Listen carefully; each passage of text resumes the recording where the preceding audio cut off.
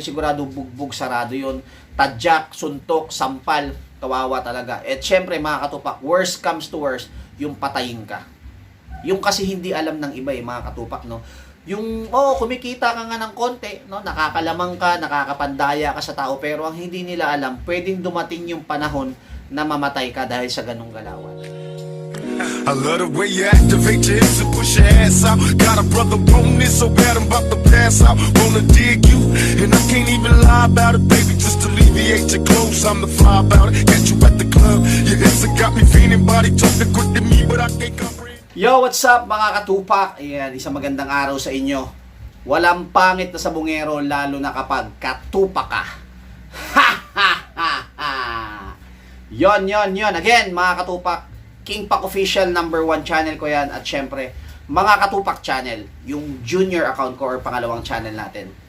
Maraming salamat po sa solid na sumusuporta ng mga OFW. Yan, OFW, saludo ko sa inyo lahat yan. Lalong-lalo na yung mga taga Kingdom of Saudi Arabia, taga Doha, Qatar, UAE, United Arab Emirates yan. Lagi pong nagko-comment, nagchat-chat sa atin. Maraming salamat. Nanunood pag walang ginagawa. Pag free time, pinapanood yung video natin sa YouTube at pinapanood yung mga laban natin at bitaw ng manok. Salamat sa inyo. At syempre, yung iba rin, no? Taga US, yan, taga United Arab Emirates, tapos na nga pala yan, taga USA, taga Canada, taga United Kingdom, ayan, mga nagko-comment sa atin, nagchat-chat, tumatawag sa atin, no? Salamat po sa inyong lahat. Ayan, thank you. At syempre, sa buong Pilipinas, Luzon, Visayas, Mindanao, salamat po sa inyo. Yan, eto mga katupak, no? Ngayong araw na to, etong term na to, or etong salita na to, madalas na itong naririnig ng mga matatagal na sabungero. Pero palalawigin natin yan, palalawakin pa natin, palalalimin pa natin. At syempre para dun sa mga bago, para magkaroon naman sila ng mga idea, ano ba yung mga yun. Okay, mga katupak, ang pag-uusapan natin ngayon, no? Yung salitang tsope. Ano ba yung tsope? Okay, yan. Common na yan, sa matatagal na nagsasabong, alam na namin yan tsope. Pero yung iba, palalawakin natin, bakit ba sila nagtsope? Bakit ba, ano ba yung mga tsope na ginagawa nila? Okay, unang-una mga katupak, no?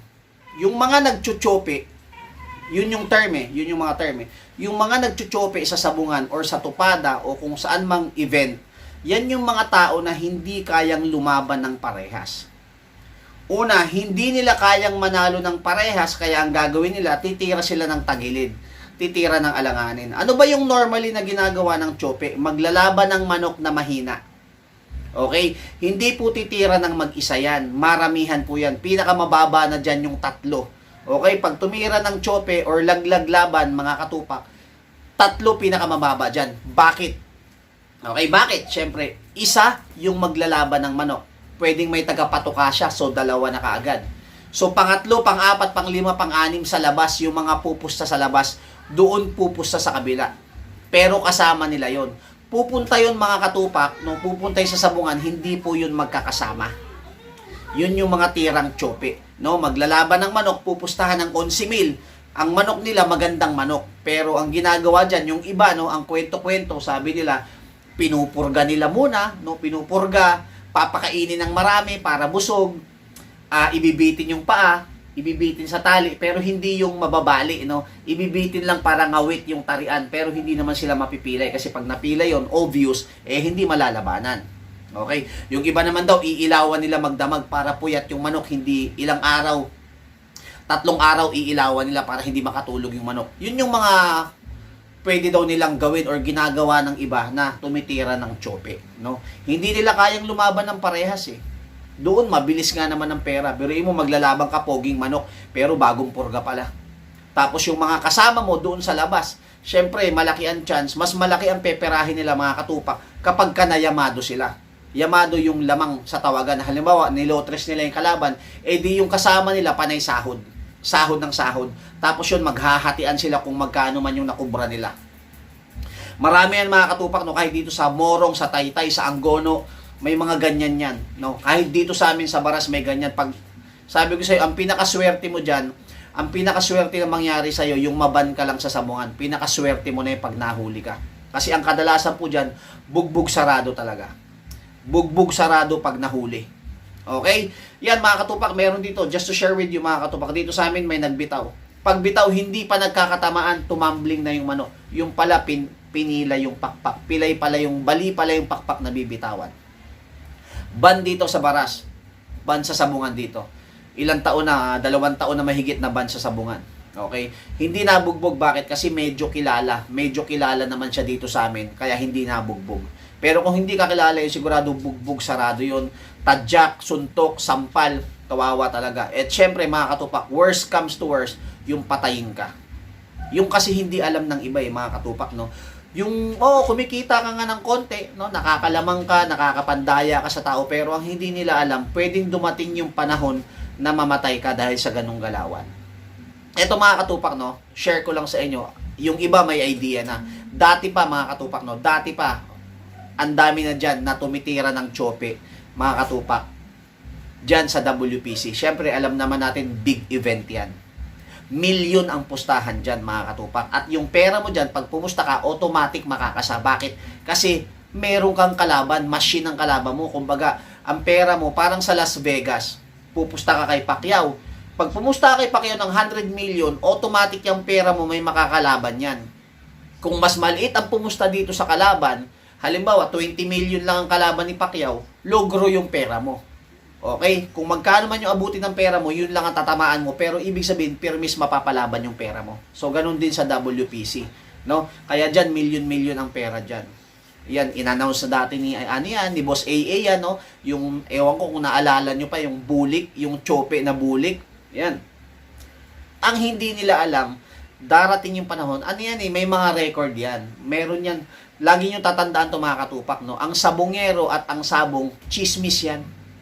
Kumakalat po yan. Grabe ang kwento niyan. Kasi ang kwento mo sa isa, akala mo mapagkakatiwalaan pala yun, kinuwento rin sa iba. So, pasa-pasa yung kwento na yan. Hanggang hindi mo alam na yung ginagawa nyo nakakarating na pala sa itaas. At mga katupak, sabi ko nga, yung worst case scenario, pwede kayong mamatay. Sa maliit na salapi, no? Mga katupak, dito si Uragon, may customer dito si Uragon, no? Nagkukwento. Sabi niya, inaalok ako.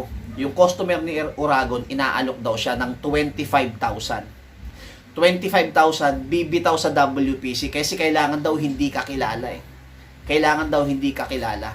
Okay? So, babayaran daw ng 25,000, bibitaw lang ng 3 manok. At yung 3 manok na daw yun, matatalo daw.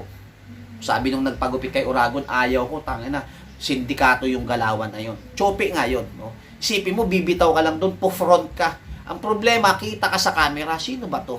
Ang hindi nila alam, pwede silang imbestigahan, taga saan ba yun? Sino ba yun? Nagsasabong ba talaga yun? Yun yung hindi nila alam eh. No? Unti-unti, tapos after 2 months or after 3 months, tumira ka uli ng ganon. Akala mo hindi ka napansin. After 5 months, tumira ka. Akala mo walang nakapansin sa'yo. Pero yun ang hindi mo alam. Sa susunod na gagawin mo yun, or nung time na ginawa mo yun, on the spot, pag uwi mo, pwede ka na nga kagad mamatay doon. Maraming pong pwedeng mangyari. Kaya mga katupak, no, maliit na pera, wag mong ipagpapalit yung buhay mo. No, pwede ka namang lumaban ng parehas eh. Galingan mo, mag-aral ka, no, mag-invest ka, mag-ipon ka, bumili ka ng magandang materyales, magkondisyon ka ng maayos, gastusan mo yung manok kung gusto mong manalo. Ngayon, kung ayaw mo naman ng ganun, di wag ka magsabong. Kasi pag ang tira mo, tirang ganyan, yung tsope, tirang alanganin, tirang tagilid, malapit ka sa kapahamakan. Malapit ka sa disgrasya. At yun nga, yung worst case scenario na sinasabi natin pwedeng magtapos yung buhay mo sa kakapirasong pera na kinikita mo. Oo, kikita ka dyan. Isang beses, kikita ka, 25,000. Mauulit uli, kikita ka ulit, 25,000. After 6 months, after 7 months, after 9 months, pinatay ka na pala. Dahil marami ka ng record. Yan, mga katupak, no? Hindi naman na bago sa atin ngayon. Halos lahat sa atin alam na kung ano yung nangyari doon sa 10 katao na yata yun. 10 na yata yung dinudukot sa sabungan. Yan, no? Ako, hindi ko alam yung actual na nangyari doon. Pero ako lang, meron lang akong sarili kong pananaw kung ano ba yung nangyari doon. Pero yun, no? Para sa akin, based on my own opinion, mga katupak, no? Siguro mga 70% or 80% ganun ang nangyari doon. Maaring may tagilid na nangyari doon. I'm not sure lang kung alam ba nung mga tao na yun or biktima lang sila. Dalawa lang naman yan eh. Pwede kayong yung boss nyo kunyari, no, hindi mo alam na yung boss mo, oh, putang ina, sige, ilaban nyo yan, ganito, ganyan, ganyan. Hindi nyo alam na tagilid pala ang laban. No? Pwede namang biktima lang din sila. Or pwede rin namang kasabwat sila. Or pwede rin yun talaga ang galawan nila. So marami pong senaryo yan, mga katupak. Pero alam naman natin yan, mga katupak, no? Ako, hindi naman ako ganun, pero hindi naman ako ganun katagal, pero mga 14 years na ako sa larangan ng sabong at alam natin yung mga ganyang labanan. Walang tao na bigla-bigla ka na lang dudukutin sa sabungan o sa labas ng sabungan nang walang mabigat na dahilan.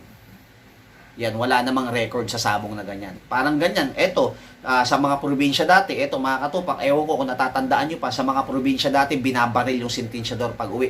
Pinapatay. Kasi nga, ang laki ng pustahan. Ngayon, yung sentensyador, tumira ng alanganin. No? Kunyari, kinampihan niya to. Yung nakalaban nila, medyo matikas pala. Alam na dinaya siya. Alam na niloko siya. Kaya yan, mga katupak, no? Hindi ko lang alam kung ilan yung exact number ng mga sentensyador na binaril, pinatay. Marami na po. Doon din yun, no? Alanganin, yung karyo nila hindi nagustuhan, inipit yung pulok. Ganon din yan. Parang chope na rin yun. No? Kamag-anak rin ng chope yun. Kaya mga katupak, no, napakalawak ng sabong at napakalalim po niyan. Pag ginamitan mo yan ng alanganin na laban, pag ginamitan mo yan ng alanganin na diskarte, sigurado ang mangyayari sa'yo, alanganin din. Okay? I am sharing you this information, mga katupak, to educate everyone. I am sharing this information para malaman ng mga bago. Yung mga wala pang alam, magka-idea. At kung may gumagawa man yan, kung meron man gumagawa nito na makakapanood, magbago na po kayo.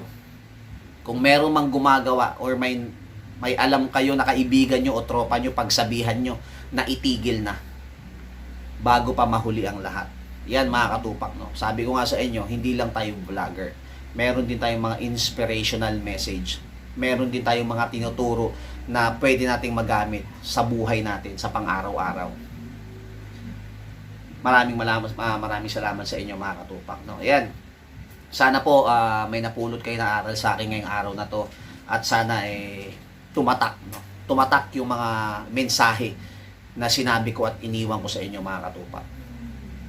Walang pangit na sabungero lalo na kapag katupak ka. Thank you sa inyong lahat. Maraming salamat sa suporta. King Pac Official, mga katupak channel. Thank you. One love.